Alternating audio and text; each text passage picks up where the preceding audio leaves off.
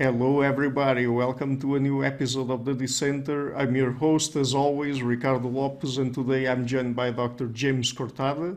He is Senior Research Fellow at the Charles Babbage Institute at the University of Minnesota, and today we're going to focus on his new book, Fake News Nation, The Long History of Lies and Misinterpretations in America.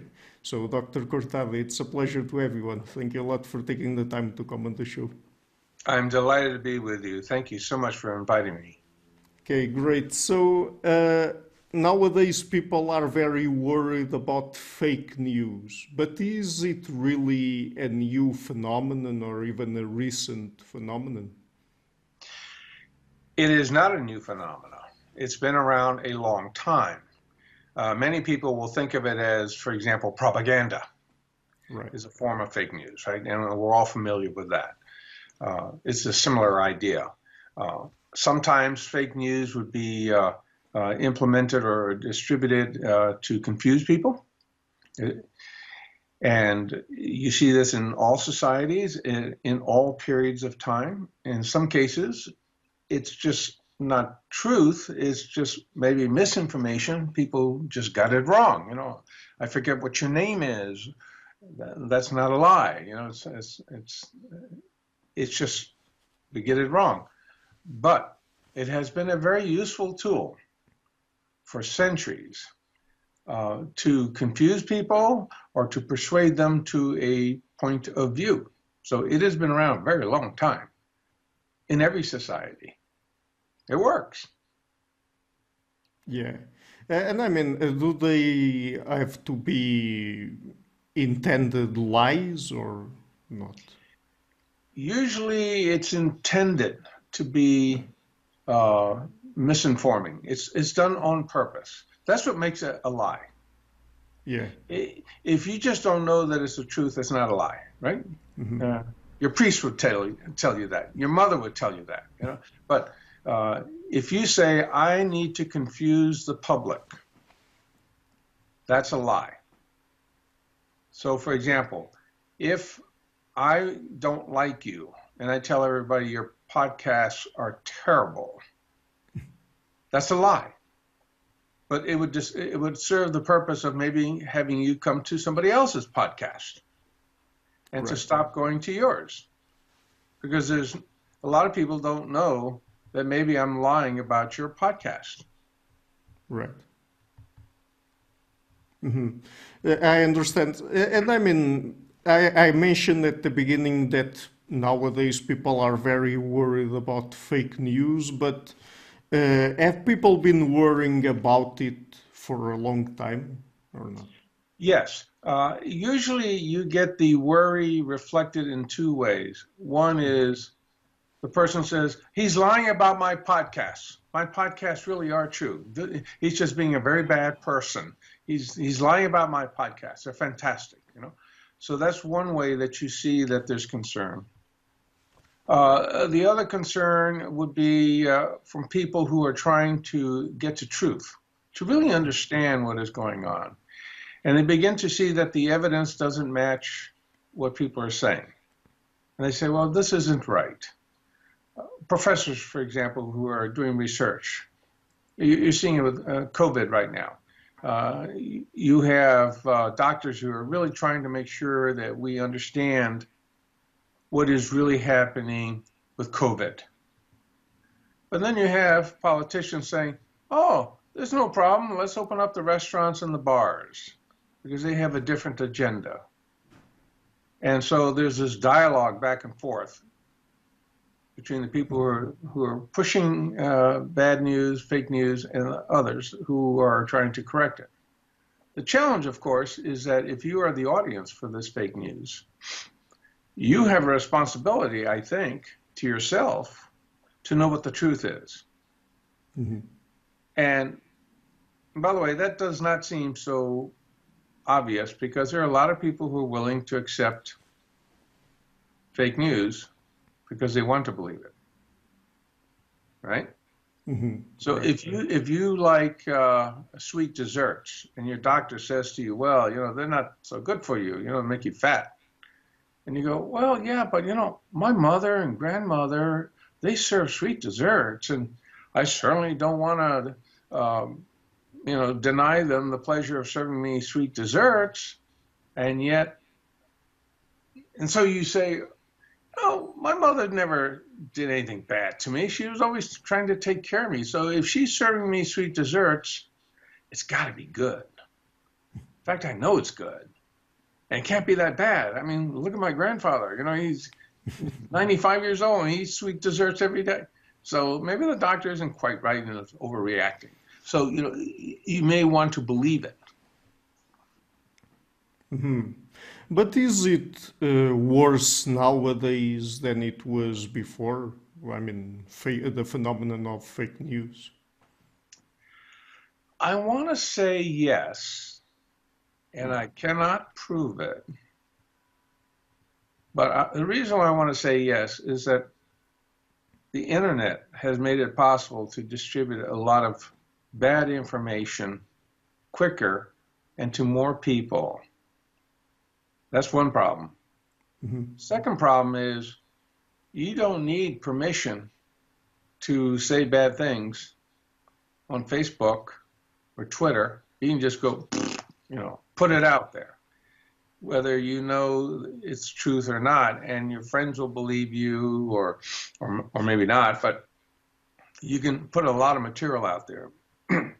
The third reason why I think there may be more of it is that one of the things that's happened in the 20th century is we've created a lot of big organizations.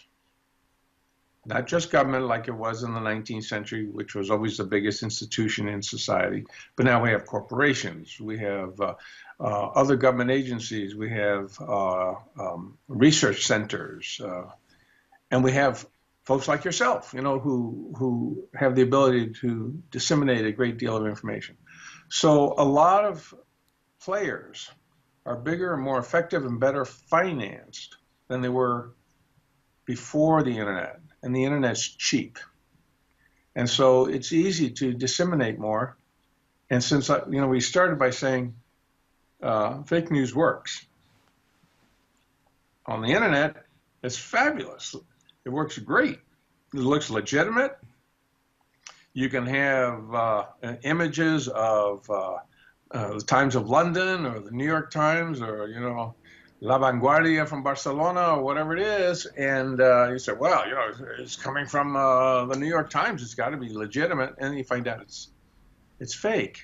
So it's very hard sometimes to tell the difference in terms of the source. So that's why I say I can't prove it, but I think there's more of it today. Mm-hmm. But more of it because it is more widespread or because we have really more fake news being disseminated? Well, I think it's all. It's because more of it is being disseminated. I'll come back to that in a minute. Secondly, it's cheap. It doesn't cost much. You don't have to print a book or a pamphlet. In the 1700s, you had to print a pamphlet, and that cost you money. And third, you have more organizations and people participating. And I think it's the last point that's the most important. You have more people participating. It's easy to do. I mean, you and I can put out whatever we want onto the internet, and there'll be people out there who will believe it. And you've got well over 1 billion people who routinely go out to the internet every day. Facebook, I think, now has, 900 million people that every month go out. And that's just Facebook. We're not even talking about what the Chinese equivalent is or other options. So, yeah, it's more of everything. It's more in the production, more content, and more visibility, and more people looking at it. Mm-hmm. And over time, I mean, as new technologies arrived on the scene, things have changed in terms of how people communicate. Like, for example, we're talking about the internet now, but perhaps 50, 60, 70 years ago, we had the advent of the television. That's correct. Now, in the past, when you had to go through a responsible organization like a television station or a book publisher or a famous magazine, there were always information police in those organizations that would say, no, Ricardo, your material is not good enough, or you haven't proved that this is truth. What are your sources? So there were always people there to guard for truth because they did not want to embarrass the organization. So, for example, I used to write articles for newspapers many, many decades ago.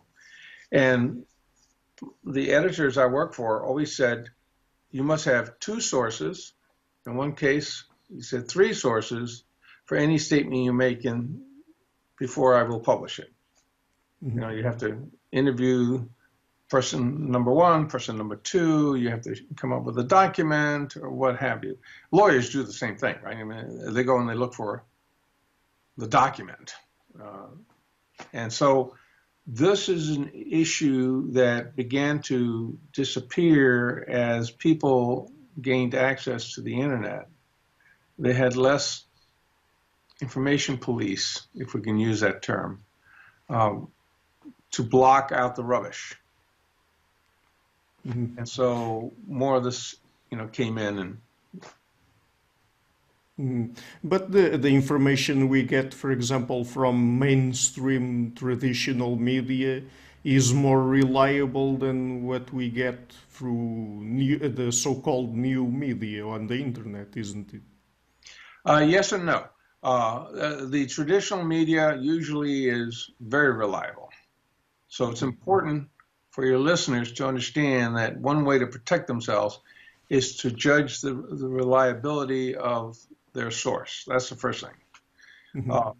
But then you have new organizations that have come into existence that have gained a reputation within certain communities that are now considered reliable by them. So, for example, in the United States, people who supported President Trump sometimes would set up right-wing political websites and news organizations, and they would only feed information to Trump people, Trump supporters. Mm-hmm. And so the Trump supporters, after a while, said, well, this is a good, reliable source.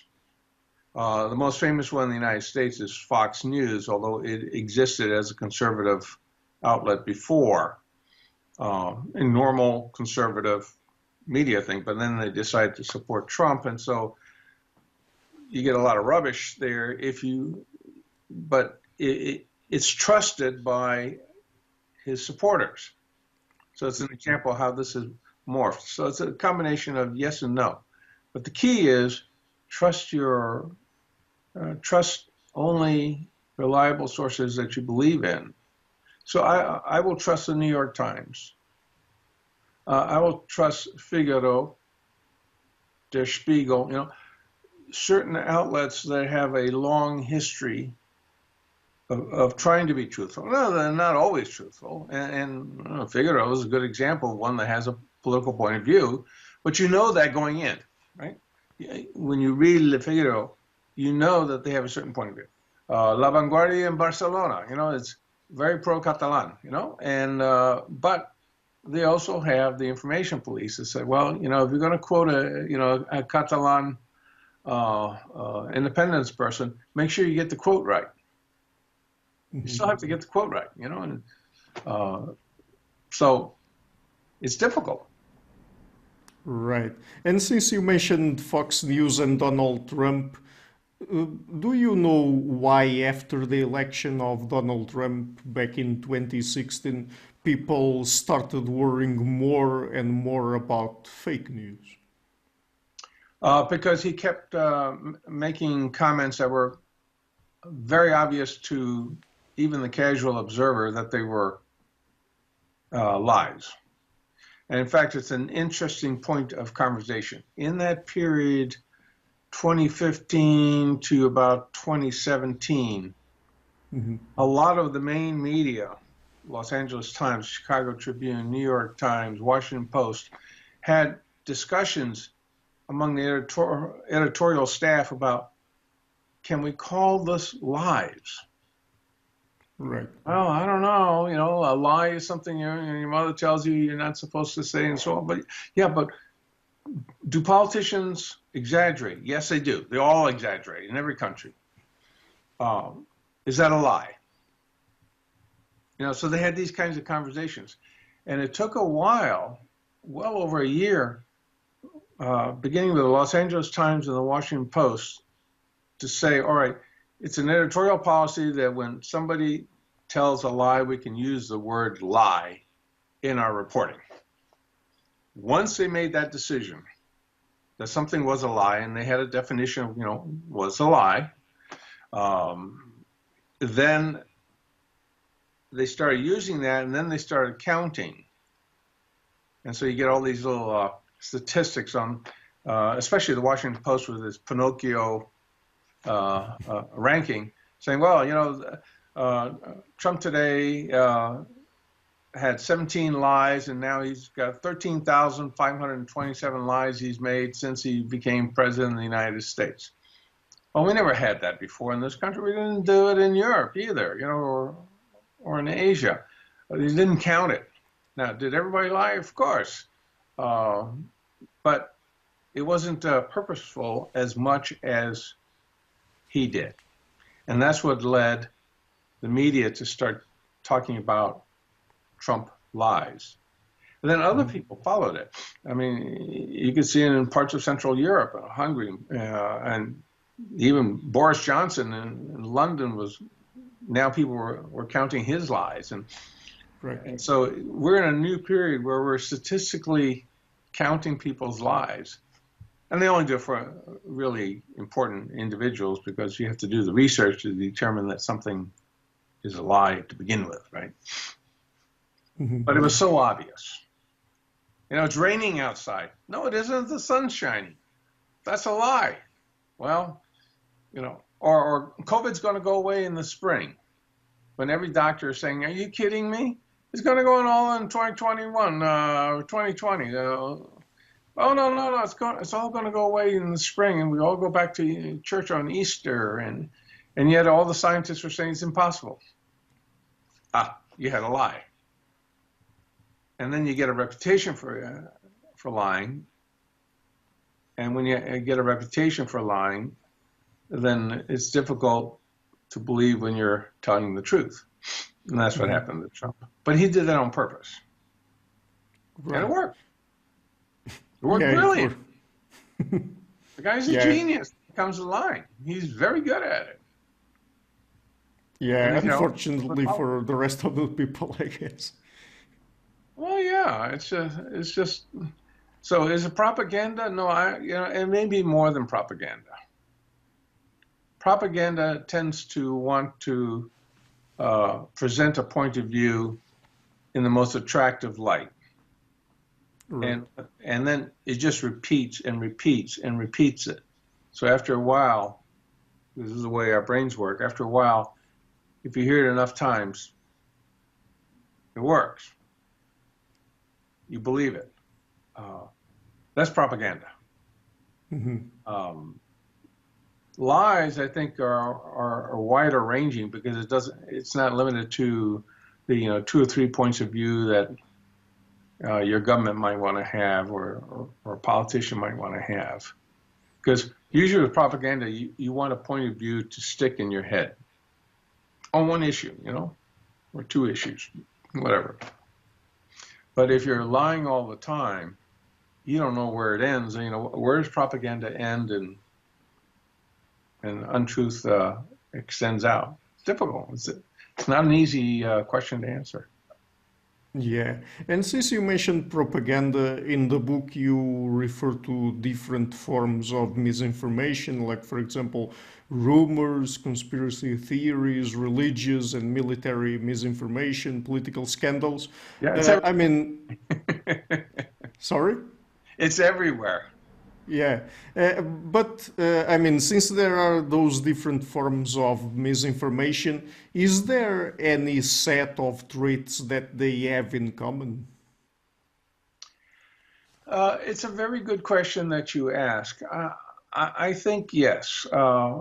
First is that the person who is doing the lying usually intentionally does it. I want to lie to you on purpose. Mhm.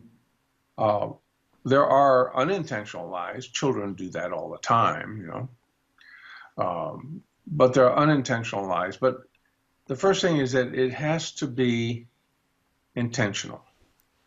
A second feature of it is it has to be believable, right? If I say, "Oh, Ricardo, you're a woman, not a man. You just happen to have a beard," that's not believable because everything I know tells me that that's not believable. It may be true, in which case you should be at a carnival, right? But it may be true, but it's not believable. So a second feature is it has to be believable. I think there's a third feature, and that is that it results in something happening that would not have happened before. So these are features that, at a big scale, you know, that work. Usually, these lies have an audience, a pre-existing audience that is willing to accept them. If I go to my wife and tell her that everybody I deal with on a podcast is ugly and stupid, she probably won't believe it because she has no interest and she has no knowledge of what podcasters do. I might even have to explain to her what a podcast is. So it's not a receptive audience. She'll say, you know, go away, leave me alone. I'm working on something else. So there are these. So there has to be a reception there, an acceptance, a willingness to accept. And you see this in politics. If you're an environmentalist and somebody lies to you about some environmental issue, you're receptive to the idea that there is either the truth or falsehoods, and you're willing to process it in your own mind. So those are some key features. Right. And I mean, other things like nationalism and national identity, for example, would you also classify them as forms of misinformation? It can be, absolutely, yes. In fact, that's where the political conversation takes place among politicians with their publics. And they will either promote local nationalisms or international things. So, for example, take the EU. That's a multinational perspective, a European-wide perspective, you know, that people will have. But then you have, say, regional perspectives such as Sicilians or Catalans who say, the EU is nice and useful, so I can travel and buy things in other countries and so on. It's cheaper or whatever, and I like the euro. But I think people are saying too much about how wonderful the EU is. I got issues here in Catalonia or in Sicily that I need to address. Those are my problems, and those are more important than the EU. Well, the economists would tell you that the EU is more important for Sicily and Catalonia than the Catalans or the Sicilians would say. So you can see how people will use information one way or another. And we're seeing it now with, in a non-political way with the conversations, well, maybe even with a political way with COVID. Right. I think every politician in Europe and in the United States has a point of view about COVID, and it may or may not be based on facts. I mean, Yeah. Mama Merkel isn't everywhere, you know. Yeah, that's right. So, but are there any benign forms of misinformation, or are they always pernicious? Oh, I think it's everywhere. It's both benign and pernicious, depending on your objective. I mean, when Hitler said the Slavs were subhuman, that's pernicious. When we have to get rid of the Jews, he would say that's because they're bad people. That's pernicious. On the other hand, when a child is trying to get out of a difficult situation they got themselves into, and they lie to their parents and say, "No, Mama, he hit me. He hit me first." Is that pernicious? I don't know. It's benign. And you go, "No, I saw you. You hit your friend first." You know. Now, has he committed a mortal sin? Does he have to go to confession? The priest would say yes, but the mama would say, "Listen, don't lie again, or otherwise I'm going to tell your father, and then you two guys are going to have to deal with it." So, and by the way, we have a lot of benign lies. Everybody lies. Here's an example of a benign lie. Oh, I go to my wife and say, "Gosh, I love that new dress you're wearing. That's a beautiful dress on you. The colors work well, you know, and maybe the colors are terrible, but I'm never going to tell my wife that she looks terrible in that new dress. The penalties are too great." Now, is that pernicious? No, I'm saving the marriage. I'm protecting the marriage by telling my wife that she looks great in that new dress. And we all know this. I mean, in our personal relationships, men are always being asked by their girlfriends and their wives, "How do I look in this dress or this pair of pants?" You got to say they look great. Children do the same thing. "Daddy, what do you think of my new piece of art that I did in school? You know, it looks terrible. You know, even Picasso wouldn't do this, you know." And yet you got to tell the child, "This is great. I love the imagination you got here." Even though you would never hang that thing in your, frame it and hang it on your wall in your living room. And you do this actually for a good reason, to encourage people, to protect them. You almost do this also as a manager. You have a new employee that's still just learning how to do things in the job. And even though they're not coming along as well as you want them to, you say, "Get in there and do it. You're doing a good job. You're getting there. You're going to get this right." Now, there are a few things that we need to work on, to improve your performance, and let's work on that. Good job. As opposed to saying, "You're doing a terrible job. This is awful. I can't believe I hired you." So the range exists. Now, interesting little comment. There have been studies done to test how much lying people do. In fact, I talk about that in the book. I forget which chapter. It starts literally with it. And in fact, it may be at the start of the book, where they went out and tracked university students and to see how many lies they told. Some of them were purposeful. That is, they intended to lie.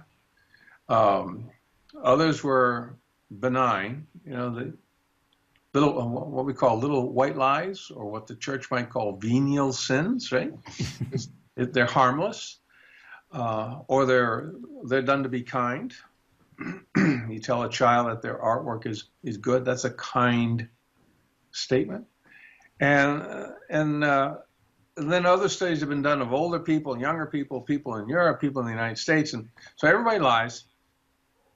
And in the case of the university students, they were lying, 6, 7, 8, 9, 10 times a day. You go, "Oh, this is awful," but it's true. So even the saint the saintly aunt or the saintly grandmother in your house, in your family, may say lies on purpose or not knowing that they've said a lie. So when they compliment you, to them, that's not a lie. It's a good thing they're doing. I want to compliment my son Ricardo because I love Ricardo. Is that a lie? Technically, yes. I come along and write a book about lies. I say, yeah, your mother just lied to you. But you love it, and she loves it, and it makes you a better person and makes her a better person. So is a lie a bad thing in that case? No. Okay. Yeah, it's complicated. So, by the way, another question.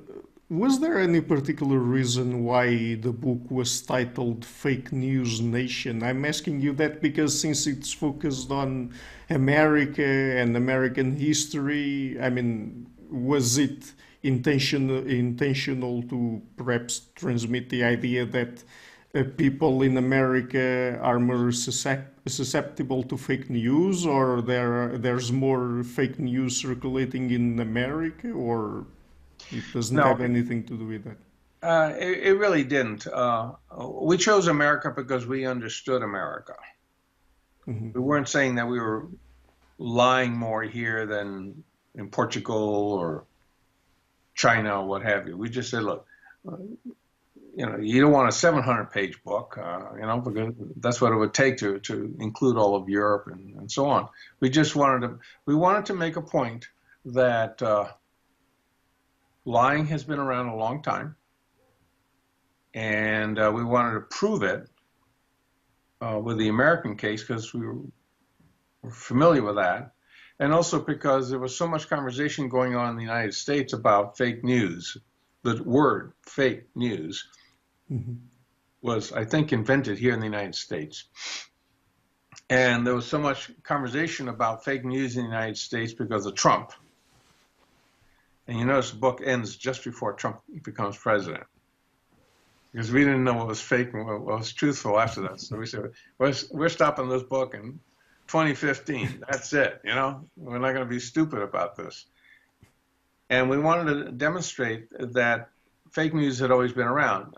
And so we did a whole series of case studies to demonstrate how fake news first had been around a long time, and then secondly, how it was created and disseminated. So we said, all right, as in many other countries, politicians lie. They put out fake news. Okay, so we took a look and we found various American elections for president and for local officials where people exaggerate or they lie and what have you. So we have, for example, a case study in there of Andrew Jackson, who was president elected in 1828, and everybody called his wife a prostitute and illegitimately married to him, and none of that was true, shocking, there was a scandal, these country bumpkins coming in from out of nowhere into Washington, D.C., and just terrible. In 1960, when John F. Kennedy ran, the Pope is going to dictate to John F. Kennedy what he should do since he's the first Catholic president. So if you're a Protestant, don't vote for Kennedy because we don't want, Pope John to be dictating, he's got his Vatican II thing, and it'll be just terrible, we don't want any of that. So you have that kind of an example. A second type is, we found is that groups of people might want to have a political agenda independent of the politicians. So in 1898, the Americans went to war against Spain to take over Cuba, to liberate it. And the excuse they use is that an American battleship, the Maine, blew up in the harbor due to the Spanish government trying to blow it up. Well, it turns out 70 years later, we learned that it was coal dust explosion. It just happened to be at a bad time. But certain newspapers wanted to liberate Cuba, so they said, the Spaniards did this and got everybody excited. In the 20th century, we got organizations and whole industries that began to have lies to get their way. The petroleum industry is a good example with environmental issues. Earlier, it was cigarettes. Scientists had been learning since the 1930s that cigarettes cause lung cancer, and by around 1950, it got to such a bad point that the large cigarette manufacturers literally got into a hotel room in New York and said, "We got to stop this. This is going to cost us sales." And so they built a plan, which they implemented with professional consultants and marketing people to convince the American public that cigarettes were not harmful. And that worked out great for about 10 years until the American government started telling people, no, no, no, the science proves that this is bad for you. And then eventually, by the end of the 1990s, the propaganda had pretty much worn out. The industry began to see shrinkage. And even in Europe, then afterwards, you got the French and the British and so on to do the same thing because the science spoke. So you get these institutions. So we did some case studies around that. We took a look at the latest one is the environmental one. Now that is, in a large sense, very important in the United States because the American anti-environmental community was stronger in the United States than it was in Europe or in Asia. That's why the Americans were able to get out of the peace accords, the Paris Accords, and now we're back in as of last week. The only country, by the way, that stayed out of the Paris Accords by the early part of the 21st century. And that was due to the fact that the anti-environmentalists were able to implement a campaign, a disinformation, similar to what the cigarette people had done. And in fact, we say in the book that some of the individuals who helped craft the cigarette campaign, the same individuals worked on the environmental campaign by name. Because there were experts out there on how to do this. So it was very exciting to put that in there. And it'll go on again. Whatever the next issue is, who knows? Yeah, but I mean, when people are exposed to misinformation or fake news, is it easy to then present them the correct information and to convince them of something different or the opposite? It's very, very difficult. I mean, it'll happen. Some people are open-minded and they'll say, well, the evidence indicates that it's something different, but it is very difficult.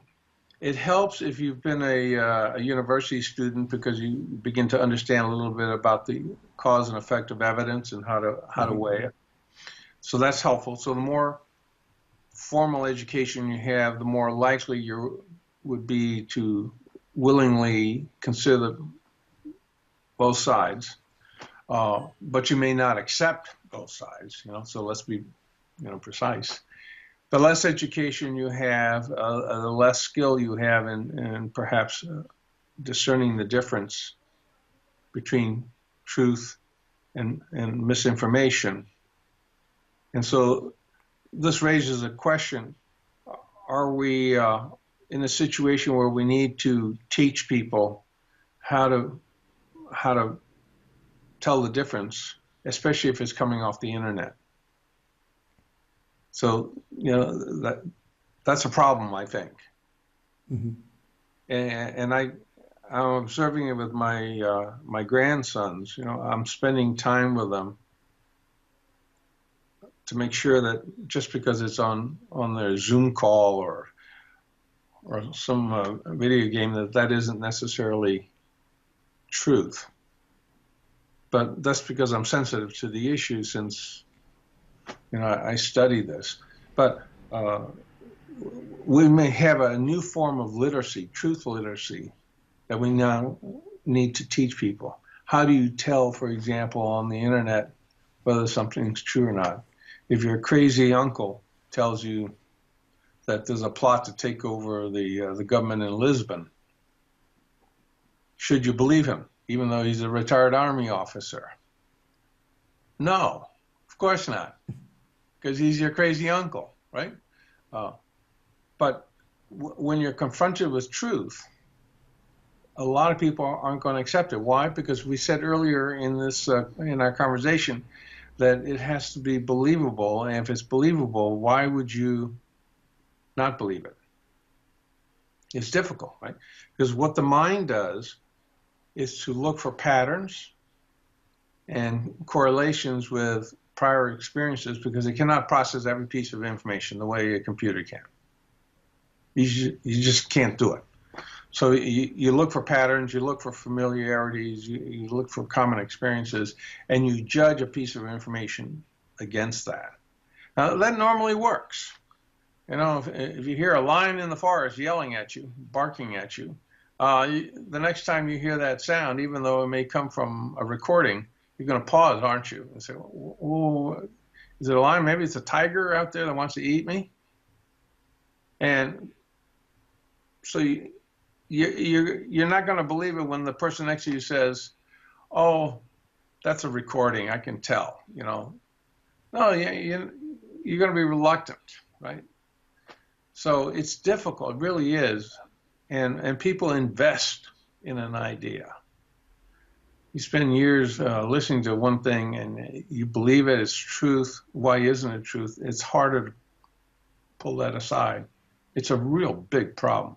We all suffer from it one way or another. But in a society where, for example, take the cigarettes. Mm-hmm.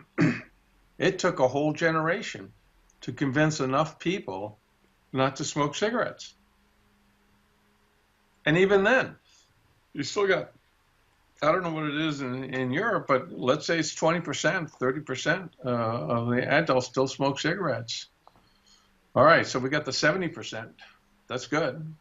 But that took 40 years. Go to the French health ministry and they'll tell you, you know, it took them 40 years to get it down to 30%. So, well, wait a minute. The truth is, a village idiot should understand that it's bad for you. The evidence is there. What's the problem with the other 30%? It's difficult. Mm-hmm. And apart from things that you mentioned, like, for example, internet literacy, would there be any other good solutions to fight back against fake news? I think the first thing is for people to be told that there's a lot of fake news. That's the first thing. Mm-hmm. And to persuade them that fake news is bad for you personally. And, you know, with examples and so on, even to the point of propaganda, you know, fake news is bad for you, fake news is bad for you, so on. The second thing then is to teach people how fake news is displayed on the internet. Your crazy uncle does it on Facebook. Trump does it on Twitter. Other people do it through some podcast that is notorious for being inaccurate. You got to show them all these different models, different ways in which this is done. And then also teach people that if you really do know what the truth is of something, and you hear something that doesn't make sense against that, use the same cognitive tools that you use to accept fake news, use it also to discern what is fake news, right? So if you hear something that just doesn't make sense, then go check it out. Take the extra step to go check something out. We do this all the time. You and I do this all the time and probably don't even know that we do this. Here's the example I mean. You'll be in a conversation with somebody and they'll say, oh, this movie star has done such and such, you know, something. You're in the bar there, you got your cell phone, you immediately Google the movie star's name, and she says, wait a minute, that's not true. She does not have a house filled with slaves in the south of France. She's an American. She's never been to France, so you see that there. So you know that it's not true. So you're constantly checking anyway. Or Winston Churchill, was he prime minister in the 1930s, and wasn't he responsible for all the crazy policies that the British had, where they let Hitler come to power and everything else? So you Google and you find out that the guy didn't have a job in the 1930s because he had had a bad political career during World War I, and everybody got mad at him. So he was out of power for a long time. So all he did was, in the 1930s, was complain that Hitler was a bad person. But nobody paid attention to him until they discovered that he was a bad person, and in which case then they made him prime minister. So you see, this whole issue of how do you discern truth?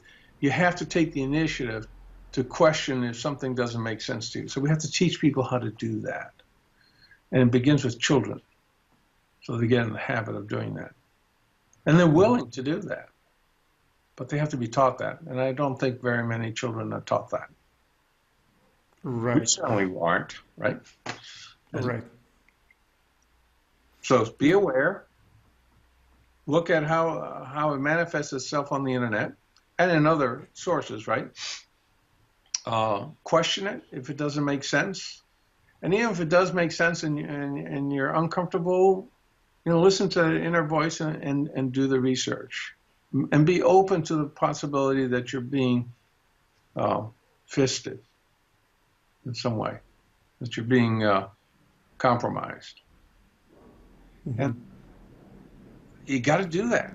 And you do it within the internet. You were probably, as a child, you were probably taught that to trust books and magazines and newspapers. And that worked, more or less. It worked. It's different than when somebody hands you a piece of paper in the parking lot, when you're picking up your automobile and you got a flyer from the Communist Party or some separatist movement and you knew that was different than what you were taught in school. But now we have the internet, and that's all new for all of us. And a lot of the fake news that comes out of the internet really didn't happen until really the start of the 21st century. Because even though the internet was available earlier, very few people had it. And it really wasn't until PCs got cheap, and then after 2007 when you could buy a cell phone. All of a sudden, this exploded out. So we've only been at this for about 10, 15, 20 years. So it's all new. That's why we need a particular emphasis on internet literacy. And you're getting more information out of the internet today than you are out of print media anyway. Mm-hmm. So one final question, and still talking about solutions. Do you think that social media companies and companies like that, any company where information is transmitted and that might be a source of fake news, do you think they could do something to fight back against it, that they could be part of the solution? Yeah, regulators can do quite a bit to prohibit that kind of misinformation from companies, because they can deny them licenses to operate, they can fine them, punish them that way, and they can shame them, by telling the world, this is the problem. The regulators, particularly in Europe, are going through this right now with social media companies.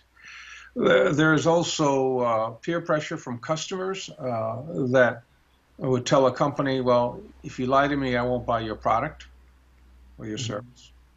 There's a debate going around all over the world about is there a social obligation of social media platforms like Facebook and so on? Should they be doing some internal policing of fake news? And the answer is probably going to be yes, they need to do that, just like the New York Times or the Times of London have to internally police fake news.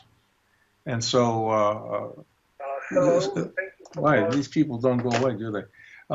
So the ability to get these platforms to do that is very similar to what was done with newspapers and book publishers before, right?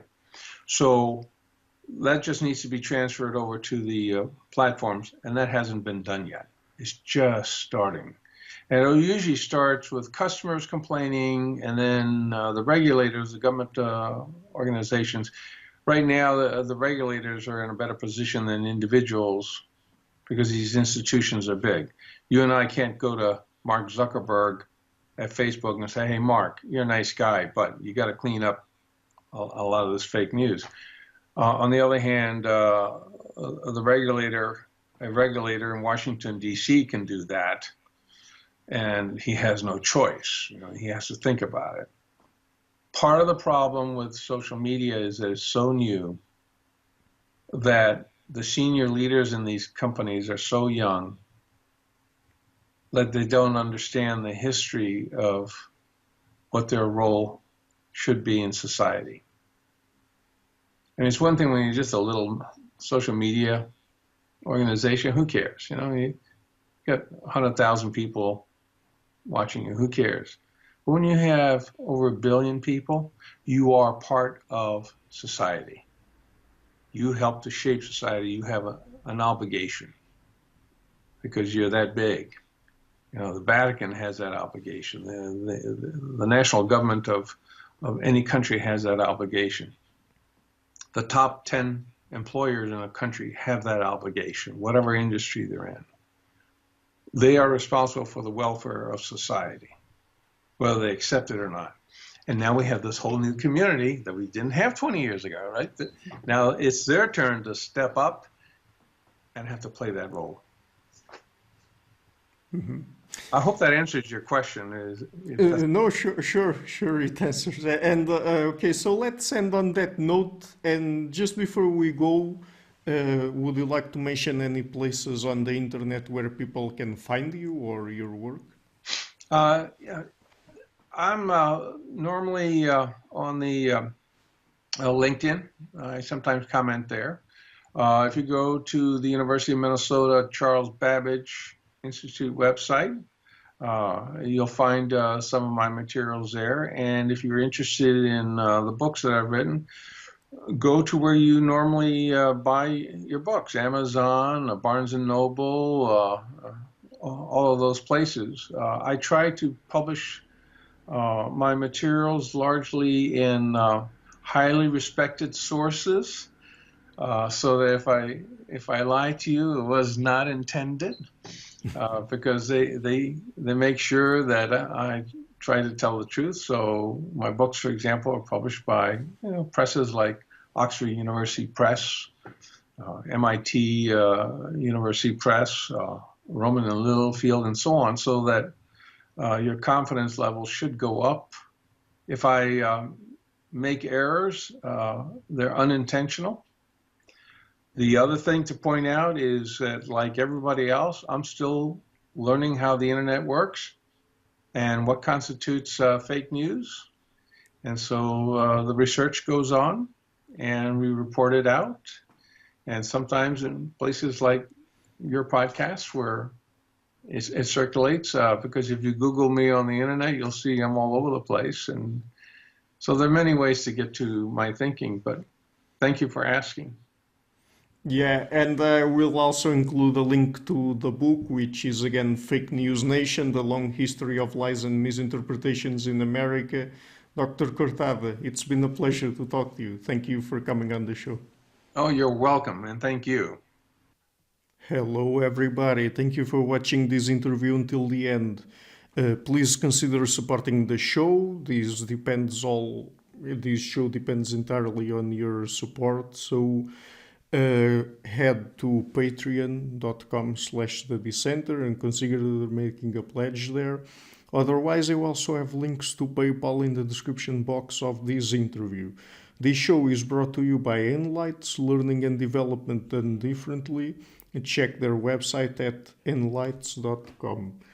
I would also like to give a huge thank you to my patrons and main supporters, Karen Litska and Blanchett, Peruga Larsen, Laurero, Francis Fordans, Frederic Sunda, Ricardo Vladimiro, Craig Healy, Alan Kessel, Olaf Alex, Jonathan Wissel, Jacob Klinkby, Matthew Whittingbird, Arno Wolf, Tim Hollacy, Henrik Alenia, John Connors, Paulina Barron, Philip Force Connolly, Jerry Mueller, Herbert Gintis, Rutger Vos, Bo Weingard, Rebecca Nieberger Goldstein, Dan Demetrio, Robert Windiger, Rui Inácio, Arthur Coe, Zup, Marco Neves, Colin Holbrook, Susan Pinker, Thomas Trumbull, Bernardo Seixas, Pablo Santurbano, Simon Columbus, Jorge Spinha, Phil Kavanagh, Corey Clark, Mark Blythe, Roberto Inguanzo, Michael Stormer, Eric Neumann, Samuel Andreev, Tiago Nunes, Bernard Ugni, Alexander Dunbauer, Omari Hickson, Fergal Cusson, Evan Bodrenko, Al Herzog, Don Ross, Jonathan Librant, Oslam Bullitt,